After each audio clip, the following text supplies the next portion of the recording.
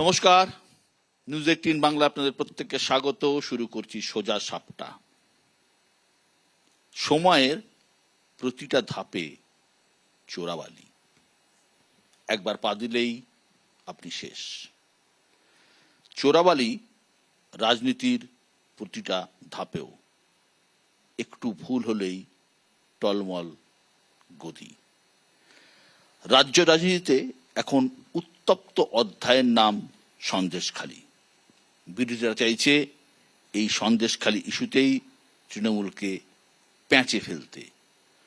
পাল্টা শাসক খুঁজছে আগুন নেভানোর উপায়। উন্নয়ন, অভিযোগের দ্রুত নিষ্পত্তি, নাকি আরো গ্রেপ্তার? কিসে কাটবে এই জট? কিসে শান্ত হবে সন্দেশখালী? শাসক নাকি বিরোধী? সন্দেশখালী কার চোরাবালি?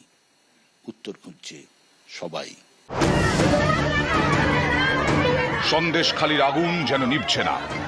ক্ষোভ, বিক্ষোভ, প্রতিবাদ, এ যেন অভিযোগের শেষ না হওয়া অধ্যায়। 5ই জানুয়ারি তৃণমূল নেতা শেখ শাহজাহানের খোঁজে সন্দেশখালী যায় ইডির দল। তারপর থেকেই বেপাত্তা শাহজাহান।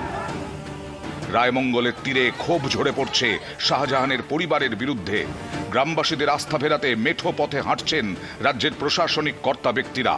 অভিযোগ শুনছেন, আশ্বাস দিচ্ছেন, কিন্তু শান্তি ফিরছে কি? Delhi, Kolkata, high court, supreme court সব চৌকাঠেই পৌঁছে গেছে সন্দেশখালী।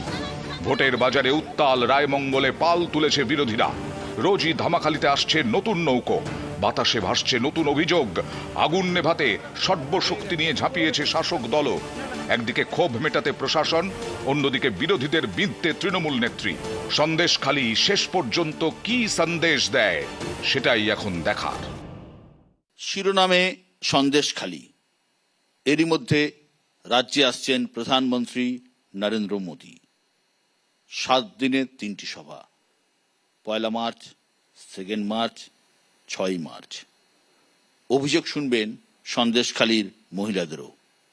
উল্টো দিকে নিঃশব্দে দানা বাঁধছে বিরোধী জোট।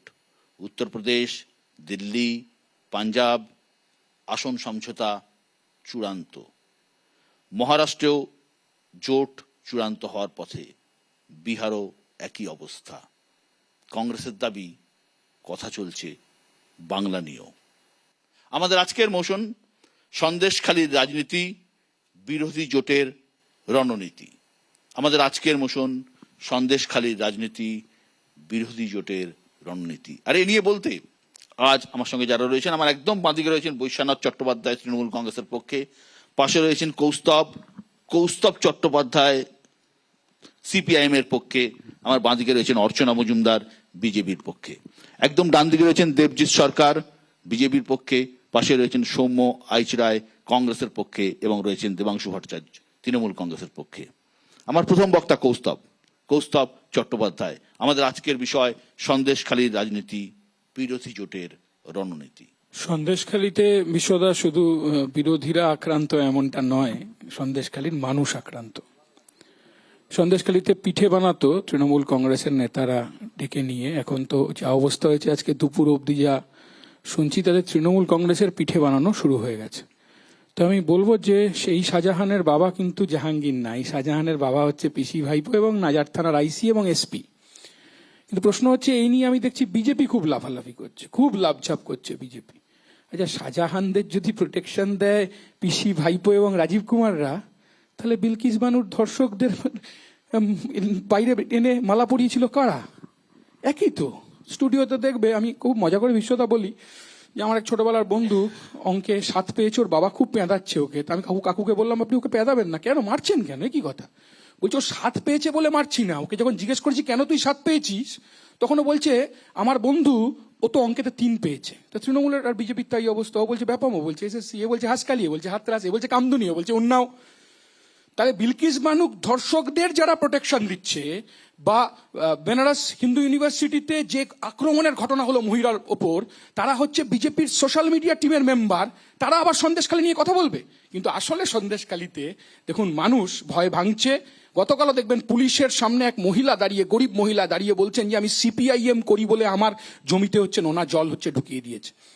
প্রশ্নটা শুধু ভোটের অঙ্ক না, প্রশ্নটা হচ্ছে, আমি বিশ্বটাকে শুধু বলবো যে আসলে টিভি মিডিয়া সংবাদ মাধ্যম না, নন্দীগ্রামে যখন বলা হয়েছিল 1000 শিশুকে খুন করে দেওয়া হয়েছে, 1000 শিশুকে কুমির নাকি টানতে টানতে নিয়ে গেছে, মহিলাদের নাকি অঙ্গ কেটে দেওয়া হয়েছে 2000, তখন প্রেস মিডিয়া সংবাদ মাধ্যম তৃণমূল কংগ্রেসকে বিজ্ঞানটা জিজ্ঞেস করেনি। আজকে এটা লজ্জাজনক, এটা নিয়েও দেখছি বিজেপি চিৎকার করছে, আজকে এটা লজ্জাজনক যে দেশের সরকারের বিরোধিতা করায় পরঞ্জয় গুহ ঠাকুরতারা নিউজ ক্লিকের এডিটরকে তাকে জেল খাটতে হচ্ছে ইউএপিএ খেয়ে। একই রকম ভাবে আমাদের রাজ্যে নিউজ অ্যাঙ্কারদের, নিউজ এডিটরদের তাদেরকে হচ্ছে জেলে ভরে দেওয়ার চেষ্টা হচ্ছে, তাদের নামে এফআইআর করা হচ্ছে। আমরা বলছি যে একই মুদ্রার এপিঠ ওপিঠ। আজকে রাজ্যে যা সন্দেশখালীতে যা তৃণমূল কংগ্রেস করেছে এ তো কল্পনা করা যায় না। আজকেও সকালবেলা হুমকি দিয়েছেন মহিলাদের, শাহজাহানের ভাই সিরাজ সে গতকালও হুমকি দিয়েছেন। আমি বলছি পিঠে বানাতে ডেকেছেন মহিলাদের, গোটা রাজ্যে তৃণমূল কংগ্রেসকে দেখে মানুষ পিঠে বানানো শুরু করবে। তবে এতে বিজেপির উৎসাহিত আহ্লাদিত হওয়ার কিছু নেই, কারণ একই ঘটনা তারা গোটা দেশ জুড়ে করছেন, একই মডেল। নারদা দিয়ে চিৎকার করেন তেহেলকা, এসএসসি নিয়ে চিৎকার করেন ব্যাপম, এখানে মহিলাদের ওপর আক্রমণ, গোটা দেশ জুড়ে একই ধরনের ঘটনা। ধন্যবাদ কৌস্তব। কৌস্তবের দাবি যে বিজেপির আহ্লাদিত হওয়ার কিছু নেই সন্দেশখালী নিয়ে, ভবিষ্যৎই বলবে। পরবর্তী বক্তা অর্চনা মজুমদার। আমি একটা ছোট ছড়া দিয়ে শুরু করছি রবীন্দ্রনাথের। ভাবছ হবে তুমি যা চাও, জগৎটাকে তুমিই না চাও, দেখবে হঠাৎ নয়ন মেলে, হয় না যেটা সেটাও হবে। আজকের সন্দেশখালীর পরিপ্রেক্ষিতে, প্রেক্ষাপটে যেটা শেখ শাহজাহানকে নিয়ে চলছে, এই কবিতাটা আমার মনে হলো খুব প্রযোজ্য। সন্দেশখালীতে মুখ্যমন্ত্রী সো কল্ড, সো সার্টিফাইড ভালো ছেলে, সমাজসেবী, তার সম্বন্ধে কয়েকটা সমাজসেবার গল্প বলছি। 2019 সদ্য 18টা সিট পেয়েছে বিজেপি। তৎক্ষণাৎ বোধহয় সেই মাসেই আমাদের 3 জন কর্মী, দেবদাস, প্রদীপ এবং আরেকজন, তার স্ত্রীর সামনে গুলি করে খুন করে। 8টা গুলি লেগেছিল মাথায়, তার স্ত্রী পদ্মা দেখে। আরেকজনের বডি খুঁজে পাওয়া যায়নি আজ পর্যন্ত, তার স্ত্রী এখনো শাঁখা সিঁদুর পরেন, তিনি মনে করেন তার স্বামী জীবন্ত। তো এই হন মামলা পুলিশ নেয়। পুলিশ নেবার পরে সেই মামলায় তারা তড়িঘড়ি করে তার চার্জশিট জমা দেয়। কিছুদিন শেখ শাহজাহান গা ঢাকা দেয়, তারপরে চার্জশিটে তিনি পুরোপুরি পরিষ্কার চিট পেয়ে তিনি আবার এসে তার উৎপাত শুরু করেন। অথচ প্রত্যক্ষদর্শী তার স্ত্রী যে বলল 8টা গুলি লেগে চোখের খুলি থেকে চোখ বেরিয়ে এসেছিল, তার বদলে পুলিশ চপার খুঁজে পায়। এই হলো পশ্চিমবঙ্গের পুলিশ, পশ্চিমবঙ্গের প্রশাসন। 2021 পোস্টপোল ভায়োলেন্স, আমাদের শুধু সারা পশ্চিমবঙ্গের পোস্টপোল ভায়োলেন্স নয়, সন্দেশখালীতে আমরা কি দেখলাম, যে পরিমাণ জমি দখল, রাতের অন্ধকারে বাড়ি থেকে তাড়ানো, বাইক বাহিনী এসে গুন্ডামি করে তাদের যে মহিলাদের ওপর অত্যাচার, শুধু তাই নয়, মারধর, দোকানপাট, লুটপাট একধার থেকে চলতে থাকলো। ন্যাশনাল হিউম্যান রাইটস এলো, SC/ST কমিশন এলো, ন্যাশনাল ওমেন্স কমিশন এলো, তারা সবাই যেটা করলো, মামলা প্রায় শুধু সন্দেশখালীতে 250-র ওপর রুজু হলো। মহিলাদের রেপ কেস 6খানা। সিবিআই কে কাজটা দেওয়া হলো, কিন্তু সিবিআই বলল আলটিমেটলি সুপ্রিম কোর্টে গিয়ে যে এ রাজ্য থেকে যদি মামলা স্থানান্তর না করা হয় তাহলে কিন্তু এই মামলার বিচার করা সম্ভব না। ঠিক একই রকম ভাবে আমরা দেখলাম যে জমি দখল, আদিবাসীদের জমি দখল করার সময় আদিবাসীদের কাগজে লিখে নেওয়া হয় যে তারা কোনো অবস্থাতেই, আমরা আদিবাসী নই কথা লিখে তাদের থেকে জমি জোর করে কেড়ে নিয়ে নোনা জল ঢুকিয়ে তাদের ফসল বন্ধ করে, তাদের মনরেগা, তাদের আবাস যোজনার বাড়ি, এগুলো সবকিছু থেকে বঞ্চিত করে মানুষগুলো আজকে হাহাকার করছিল। একটা পার্সপেক্টিভ তৈরি করা হচ্ছে যে এই ঘটনা কেন এতদিন দায়ের করা হয়নি। স্থানীয় মানুষ এখন বিজেপির প্ররোচনায় এগুলো করছে। এই যে 2021-এ রেজিস্টার্ড কেস, 2019-এ মহিলাদের যে রেপ কেস হয়েছিল সংগঠিতভাবে, গ্যাং রেপ হয়েছিল, এগুলো কি বিজেপি করিয়েছিল? এগুলো স্থানীয় মানুষের কমপ্লেইন, সিবিআই অবধি আছে। তো সবকিছু মিলিয়ে বলি, পশ্চিমবঙ্গের প্রশাসন এবং পশ্চিমবঙ্গের পুলিশ নির্বাক।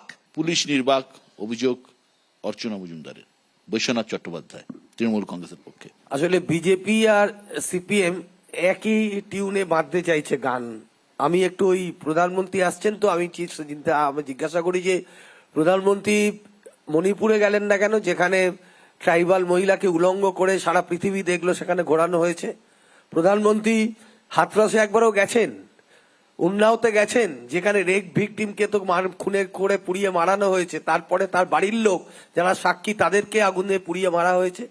আমি জিজ্ঞাসা করি যে গুজরাটে বিলকিস বেগমকে গাঁদা ফুলের মালা পরিয়ে যারা রেপ করেছিল, বিলকিস বেগমকে যারা রেপিস্ট, তাদেরকে গুজরাট সরকার তাদের রেপিস্টদেরকে গলায় মালা পরিয়ে বার করা হলো, গুজরাট গভর্নমেন্ট তাদেরকে রিলিজ করে দিল। তাদের এই এত বড় একটা ঘটনা, যেটা সুপ্রিম কোর্ট আবার পরে বলেছে গুজরাট গভর্নমেন্ট যেটা ব্যবস্থা নিয়েছে হয়নি। আমি জিজ্ঞাসা করি যে একাধিক ঘটনা ত্রিপুরা থেকে শুরু করে বিজেপির যেখানে যেখানে সরকার রয়েছে সেখানে সেখানেই এই ধরনের হিনিয়াস অফেন্স হয়েছে, সেখানে কি ব্যবস্থা নিয়েছে?